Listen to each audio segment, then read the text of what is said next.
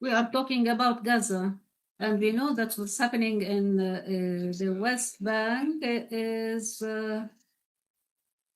another Gaza, maybe at some low intensity. And the genocide that happened in Gaza and the daily terrorism exercise in the West Bank is evidence that both have one aim, which is to complement the ethnic cleansing on which the Zionist state was established in 1948. So we are ahead of a very important historic moment regarding the Palestinian question and also for the global scene. And this is what I'm going to focus on.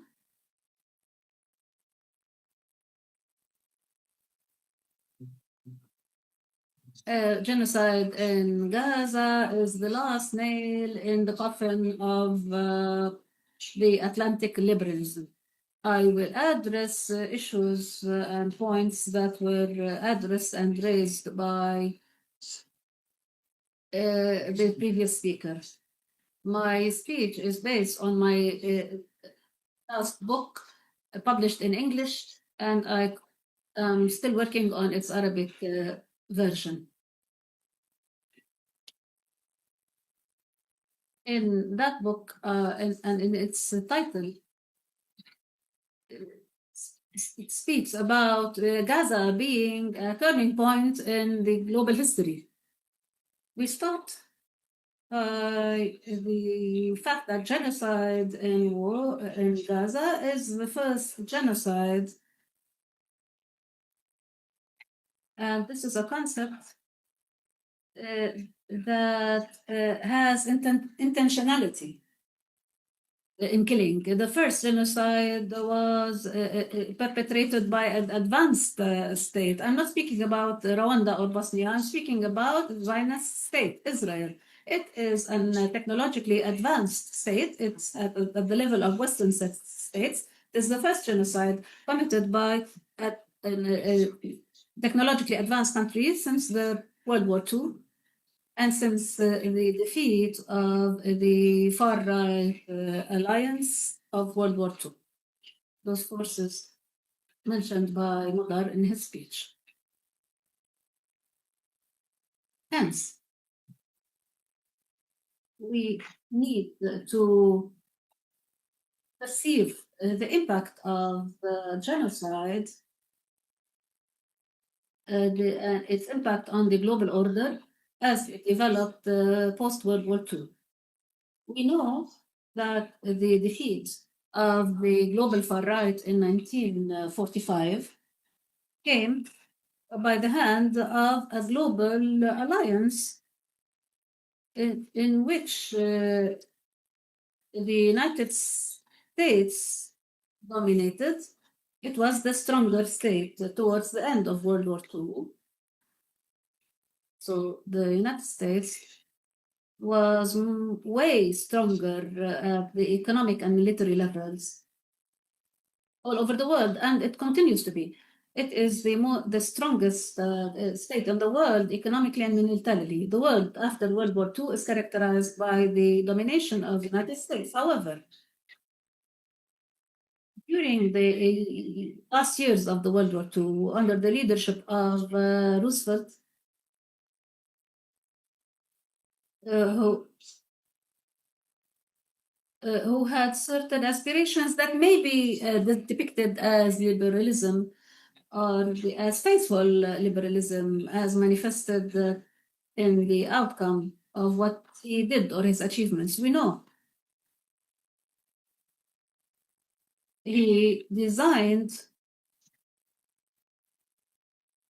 the institutional and the rights-based framework at the global level, which was and continues to be, namely the United Nations. Or the United Nations organization is at the heart of the system. However, the charter that was issued in 1945 with the inception of the United Nations, the UN Charter,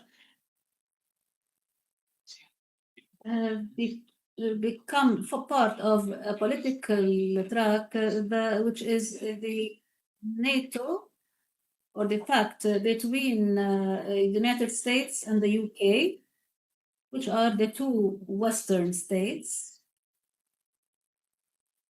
At the time, the notion of a political West was not developed, but those are the two states that faced the fascist, the global fascism. And in 1941,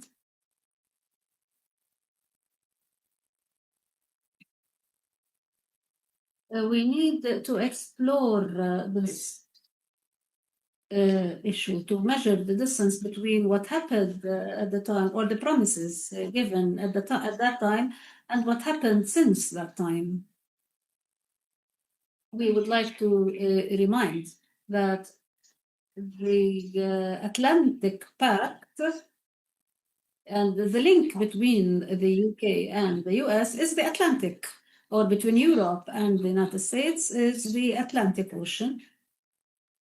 So it separates them and links them. The pact says that the two states wish to not see regional changes that are not in line with the desires as declared by the people who are concerned with freedom, and that they respect, the two states respect the right of all people to choose the kind type of government in their countries, and to desire to see the return of sovereign rights and autonomy to those who were deprived from that and by force.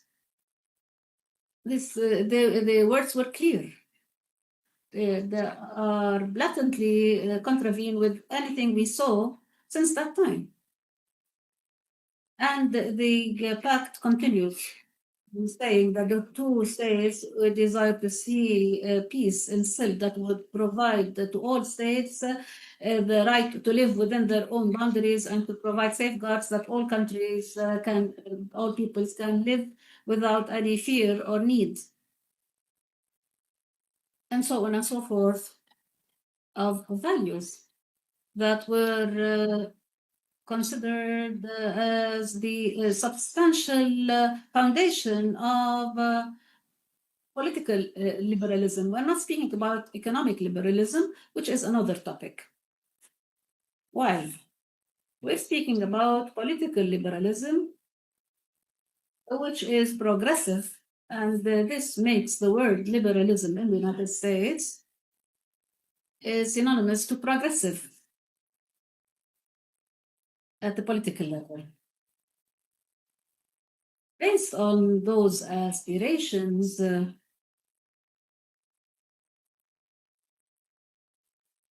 and those were progressive aspirations. Accordingly, the United Nations was established in 1945, and a number of institutions that fall under the project of regulating international relations in a manner that derives from liberal values and is based on the implementation of the rule of law at the international level, bearing in mind that there's a big difference between the ability to do so internationally and the ability to do so within the borders of one sovereign state or nationally. A number of organizations were established: the United Nations, the International Court of Justice, that has been mentioned within the framework of Gaza. The ICJ was established at that time. The Universal Declaration of Human Rights, which was adopted by the United Nations in 1948, which continues to be a progressive document in comparison to the world today. And this attests to the gap between the post-World War II promise and where we reached now.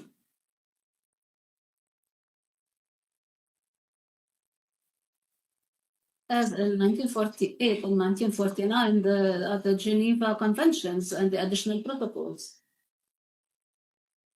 which constituted the cornerstone of the international humanitarian law, which is the law of war.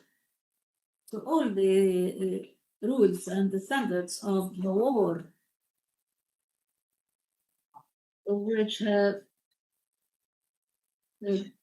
whenever they are violated, then it is a war crime. Needless to say that the genocidal war launched by the Zionist state in Gaza has a very high level of violation of all the laws of war and of the international humanitarian law, and to the rules of engagement that were developed during that historic period based on the experience of World War II and the struggle against fascism and Nazism. All those pledges and promises were violated very soon, and they were even contradicted soon, as is happened even before implementing them. And violations start with the death of the U.S. President Roosevelt and the arrival of Truman, who was a right-wing person and a person of war, a person of the Cold War, and he was anti-communist. And we saw a fast change of the violation of the declared principles started in the summer 1945. Mother mentioned the atrocities and the horrors of the fascist axis. However, what the United States did with its nuclear bombing of Japan and Hiroshima and Nagasaki, it was a wide-scale genocide at an alarming level. This act latently contravened the same principles on which the establishment of the organizations of the international system were established. We also recall that all this nice talk and the Western camp, which adheres to the principles of liberalism, we know that, in fact, there were continuous violations throughout history of those principles, starting with the French colonialism.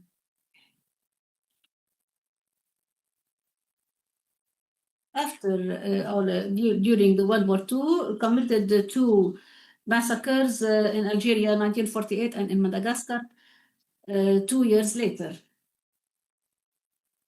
We also know and recall that the United Nations Organization and the majority of the General Assembly at that time, which didn't include most of the countries of the global south at the time, but it is the same General Assembly that adopted in 1947 the partition plan, which supported the Zionist project in establishing a Jewish state in Palestine.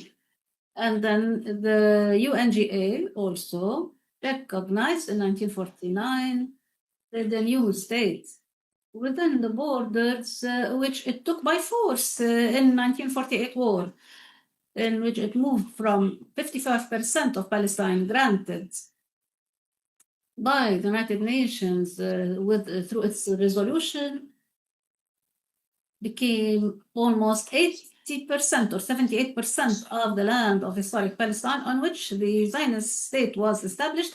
And within those borders, the United Nations recognized Israel. We see since the beginning the contradiction between the principles that were declared, particularly under Roosevelt and towards the end of the World War II, and between the practice Since the beginning, this system, which was called the liberal international system, was born dead to a large extent, in the sense that there were continuous violations of that system. And there were always justifications of the Cold War. Truman was the president of the Cold War and pushing the things towards the Cold War between the Soviet bloc and the West. And the Cold War and the excuse with which there were blatant violations of all principles.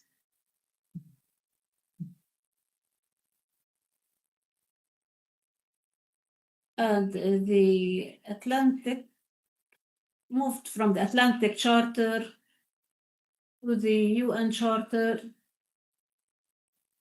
to the North Atlantic Treaty Organization that was established, NATO, established in 1949. And it is in blatant contradiction in its charter in the Atlantic Charter in 1948.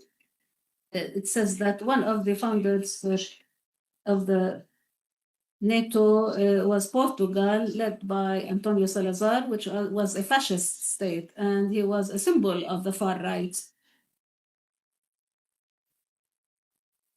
Developed during the World War II, though he did not participate in the World War II directly.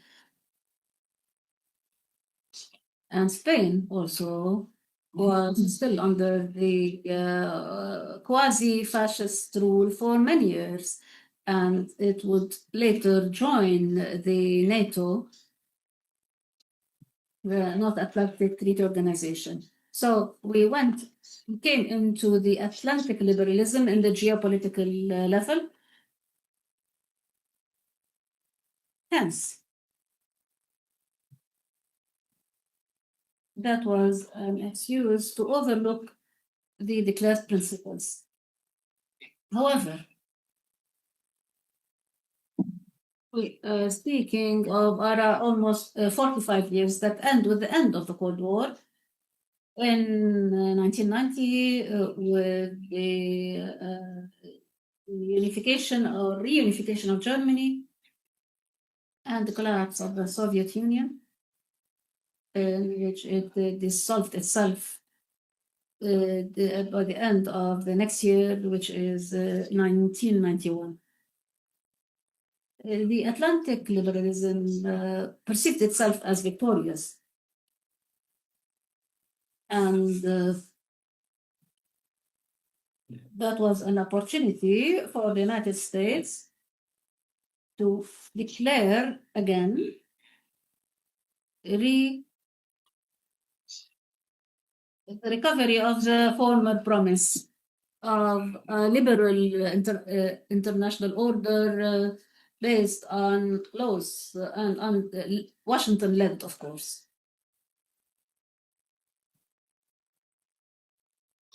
We recall because our region was directly affected. In the preparation for the first war against Iraq in 1991, we remember that in 1990, and in the framework of the preparation for the war, the US president at the time, which is George Bush Sr., he delivered a speech at the Congress in 1990. He declared a new world order.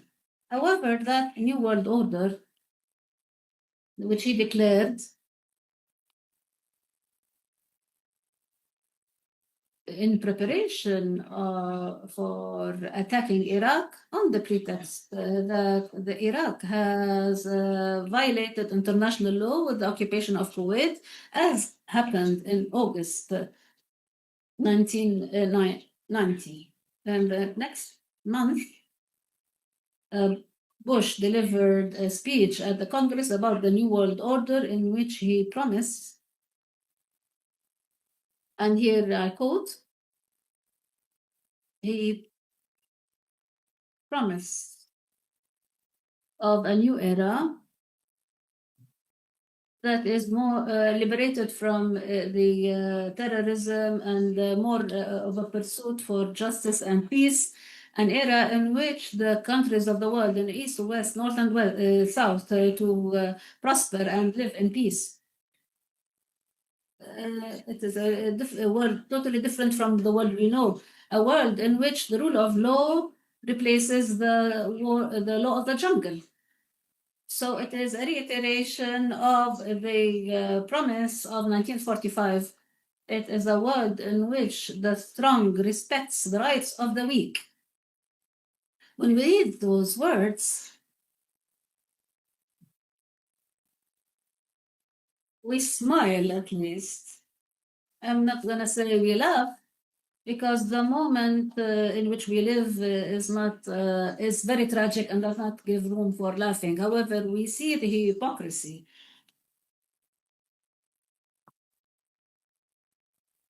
and the malice in those words, especially that we are listening, hearing a president who immediately supervises a war that was blessed by the UN Security Council, including Soviet Union at the time, who still existed and who supported the resolution, and with the presence of China that abstained in front of this consensus in support of the war.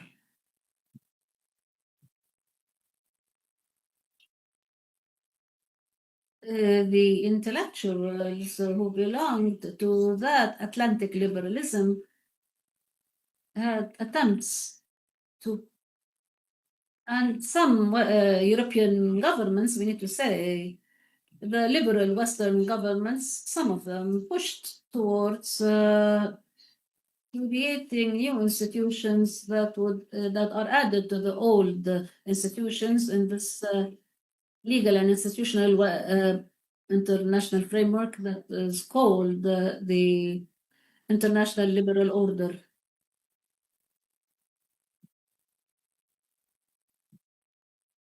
There were pursuits to create new institutions, most notably the International Criminal Court. This is yet another institution that was mentioned often during the war on Gaza and before Gaza and the Russian invasion of Ukraine. This court is the outcome of post-Cold War, the ICJ that looks into cases between states emerged after World War II, while the ICC came after the Cold War and is competent on holding to account the individuals within states who have committed violations of the international law, particularly regarding the ICC, particularly related to genocide and crimes against humanity, war crimes, and aggression. All these things are within the competence of ICC and have took place in Gaza during the past 2 years. This International Criminal Court, ICC, and its basic rules were established in 1990, the Rome Statute, and it was established in the year 2000. It's worth noting that the United Nations and the State of Israel both have signed in 2000. I mean, the United States and Israel signed, then withdrew in 2002 because they refused that the statute of the ICC would apply on them. In 2002, the United States was about to occupy Iraq the next year. As for the state of Israel, led by Ariel Sharon at the time, who had been launching a destructive war in the 1967 occupied days, as you know. At that time, the United Nations General Assembly in 2005 adopted the principle of the responsibility to protect, which admits and enables taking measures to prevent major crimes. It supersedes the principle of full absolute sovereignty and says that when there is a state, even within its boundaries, or the boundaries under its effective control, when it commits massacres, then there is an international responsibility to stop those massacres. This resolution falls within the framework of a concept of international relations of a liberal nature. However, all those achievements, all those liberal achievements, were not respected, in fact, but forces like the United States or the Zionist state or Russia or all those powers that deal with the world through the lens of imperialism and domination, they do not give any attention to those laws and institutions, do not care about them. In fact, once again, we have entered a new Cold War, the 90s of the last century, the last decade of the 20th century. There was a transition after the Cold War and the collapse of the Soviet Union that was led by the United States. And during that period, the United States established its domination over the world in a manner that led to creating a new Cold War facing Russia and China, the two states which the United States considered competitors in domination over the globe.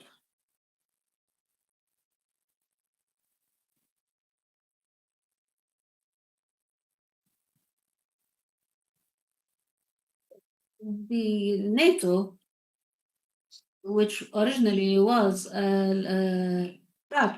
aiming at confronting the Soviet bloc and the so-called communism, transformed into an alliance from a defense alliance to an organization that carries out military interventions and action that started in the Balkans, then moved to Afghanistan and others.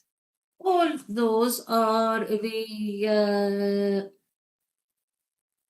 attributes of a new Cold War, including the expansion of the NATO towards the East Europe and some former republics of the former Soviet Union.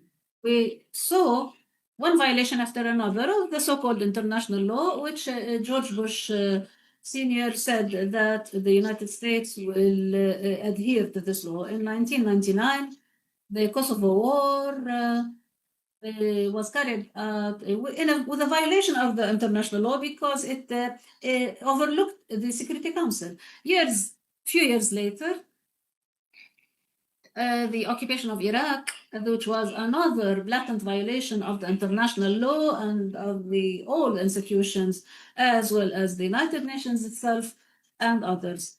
This pattern became the usual for the United States and its allies, the continuous violation of those institutions and of the international law under different pretexts, including the war on terrorism, which has become the norm in our this part of the world, and others. The responsibility for protection principle was used, and this is the opportunist action from the United States that use the principles that serve their interest and violate them when they don't. As when in the 1990, the United Nations and its Security Council were used to give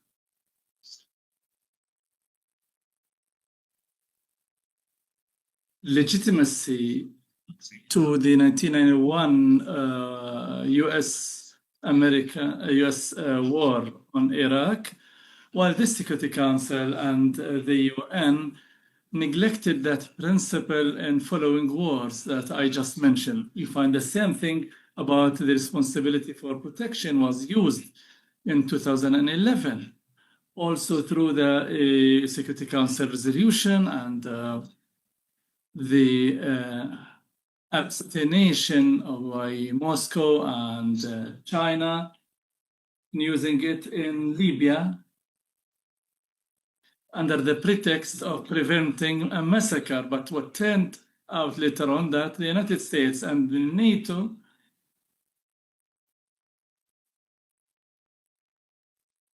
they were going beyond the limitations of the UN Security Council in a flagrant violation to that resolution and turning the intervention into intervention in the war and not just a protection for a city or anything else. Naturally, after the Libya, we forgot the responsibility of protection for what happened in Syria, and we forgot it also about what happened in Gaza when all attempts to mention that responsibilities were ignored as related to the genocide that happened and continue happening in Gaza.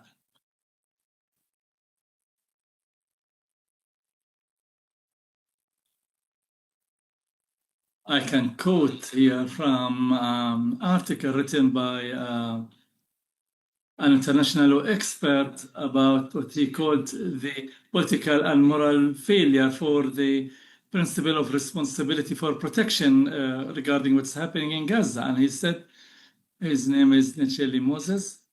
He says, at the end of the day, the real test for the value of any criteria is not limited to its benefit in the occasions that serve the interest, but rather when it contradicts with the interest of actors. And this is very realistic.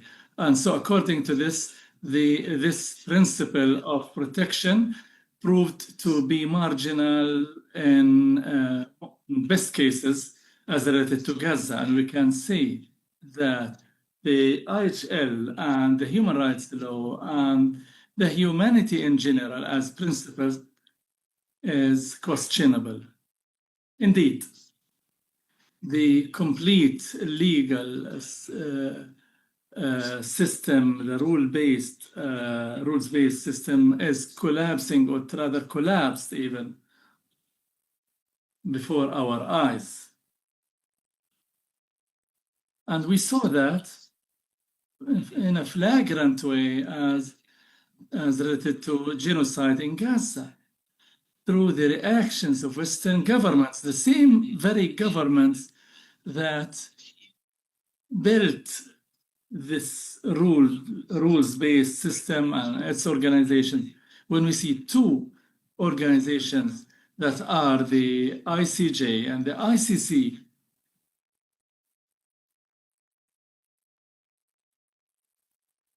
doing what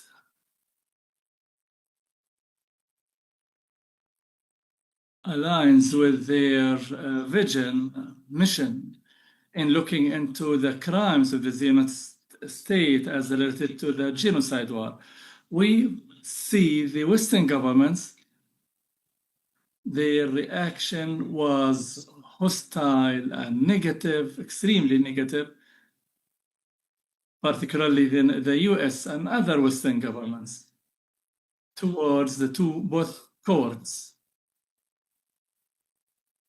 And this came in line with the Russian invasion of Ukraine and the Israeli invasion to Gaza, where since 2023 happened, both of invasions, since 2 years.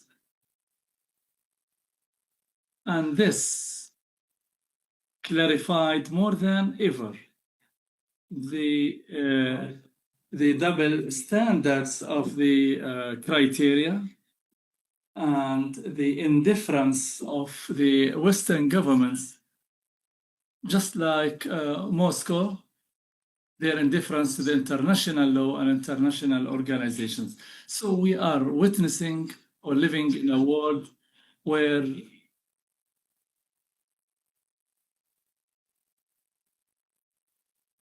no law rules, more than that.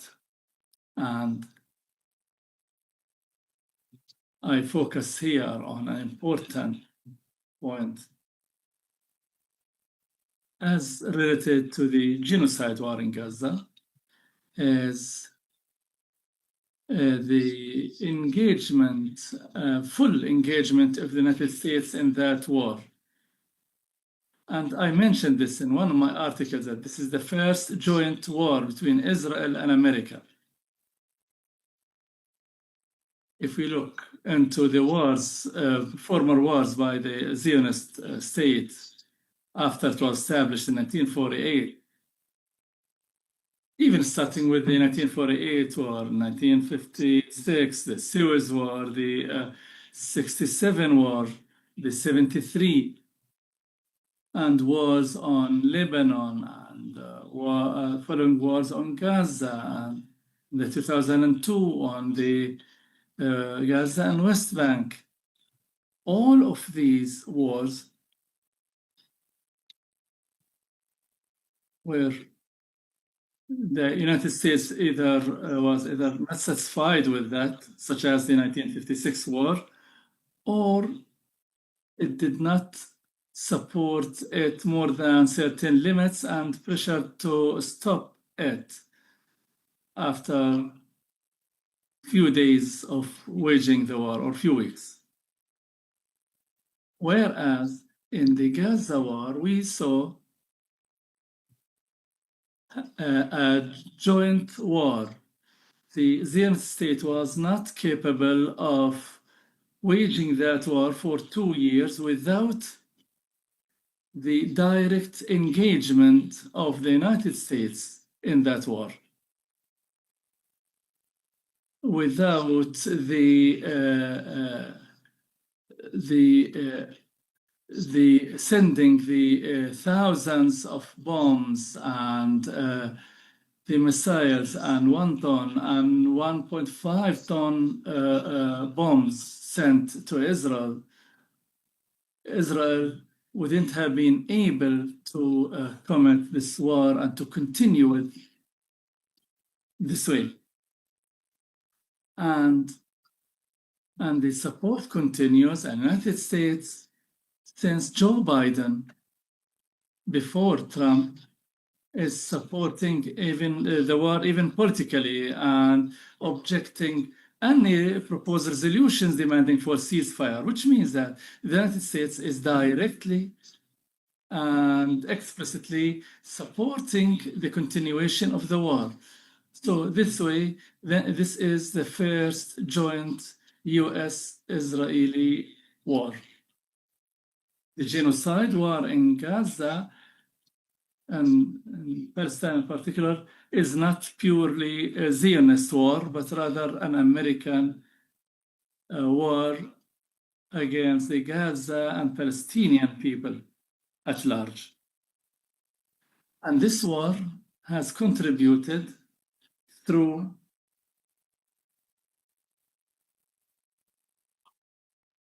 undermining any illusions related to international system, and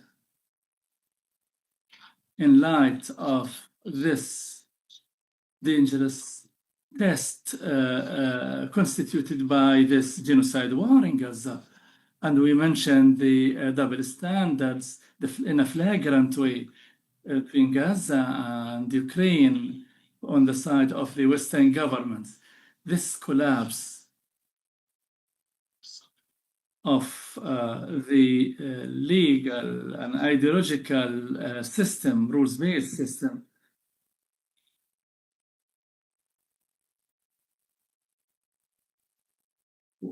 where the world tended to go more to the right extremism, and where the world indulged more in the neo-fascism, as we witnessed its ascension since many years, the peak of which came with the return of Donald Trump, when he returned to the White House.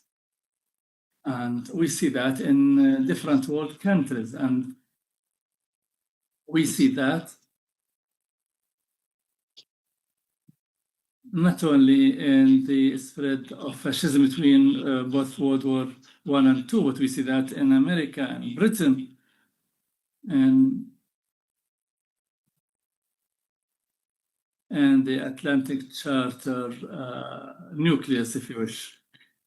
So we are before a complete collapse for all of that, and even a collapse for its ideology that is negatively reflected on the liberals themselves, who are, because of their negative behavior against their own principles, they are defeated and on the decline as they face the ascension of the extremist right wing, where the Zionist state was a model for that.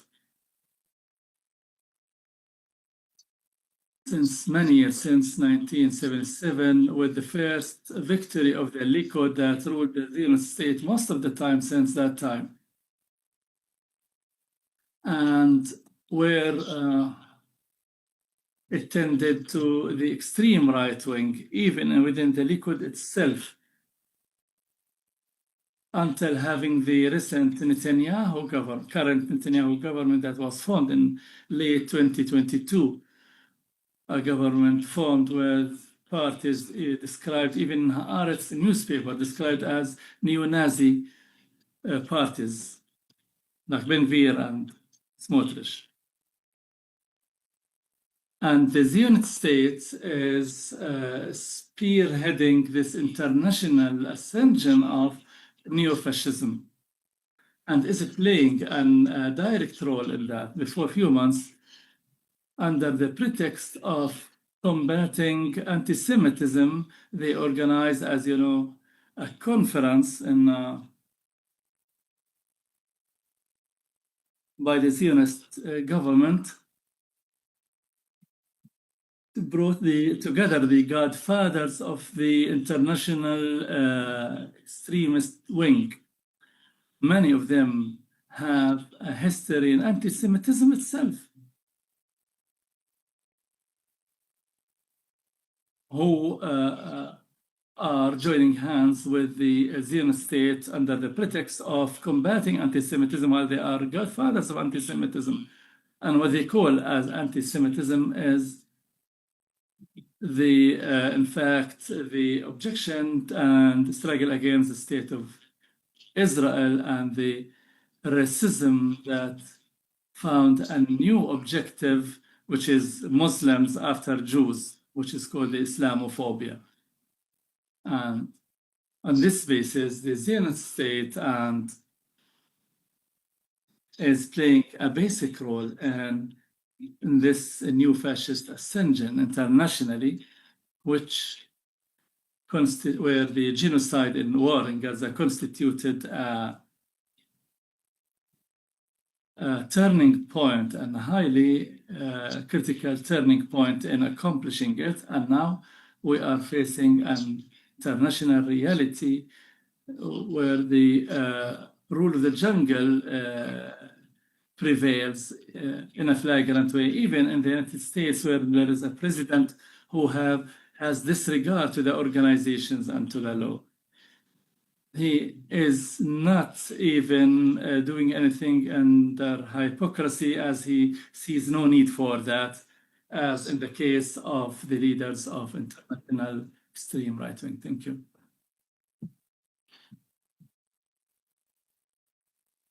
Thank you, Gilbert. See, he's just limited himself to time.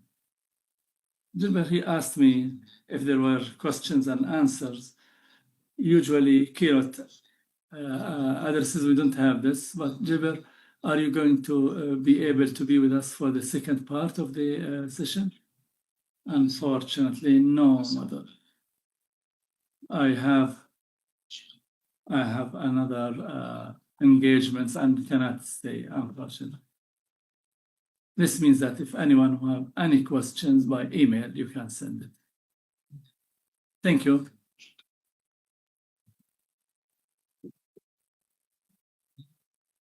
Let's end the session. Now we have a 15-minute break. If you could at least stick to the 15 minutes, because everything will be late. Thank you.